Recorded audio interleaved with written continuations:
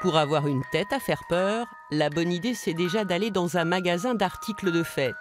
On y trouve des masques plus horribles les uns que les autres, mais aussi des prothèses, des crèmes et des fonds de teint et du faux sang. Bref, tout pour faire un maquillage original. Le réussir, c'est autre chose. Emmanuel veut se transformer en mort-vivant.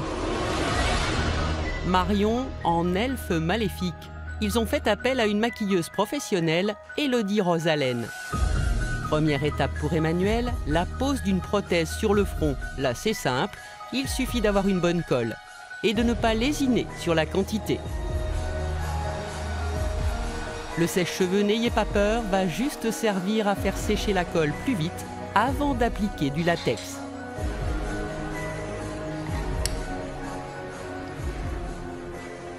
On n'est pas obligé de passer par cette étape, mais c'est sûr que voilà, le résultat sera un petit peu plus fin en appliquant cette petite couche de latex entre deux et bien sécher ensuite.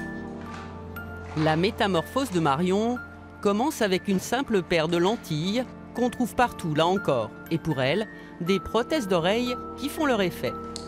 Deuxième étape, la plus longue, l'application des crèmes et du fond de teint. Pour Emmanuel, Élodie joue de l'éponge et du pinceau, d'abord en blanc.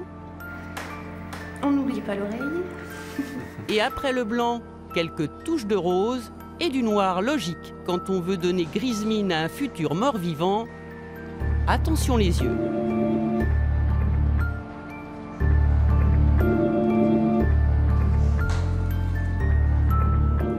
Pour Marion, même savant mélange, mais autre style, autre ton. On est sur une elfe un peu dark, donc j'ai choisi la couleur violette. Du coup, les ombres, on va les travailler dans tous les tons un peu violines. Même système que pour le gris avec Emmanuel.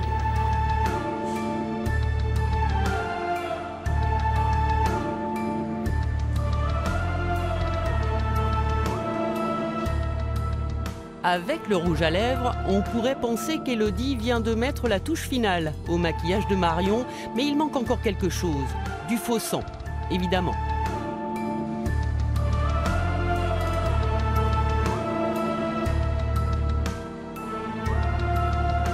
Je pense qu'elle est prête pour Halloween, là c'est bon. Tu vas pouvoir aller faire plein aux petits-enfants, on va mettre le dentier et ce sera bon.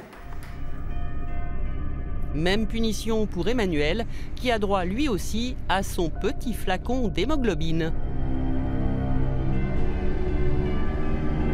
Donc là, on va te mettre le dentier. Donc.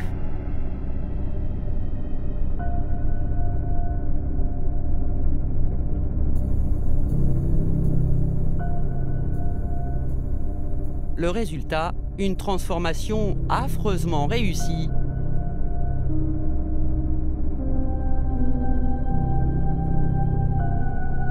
Mais pour y parvenir, il y a plus de 2 heures de travail sur chaque modèle. Et ça peut quand même faire très peur.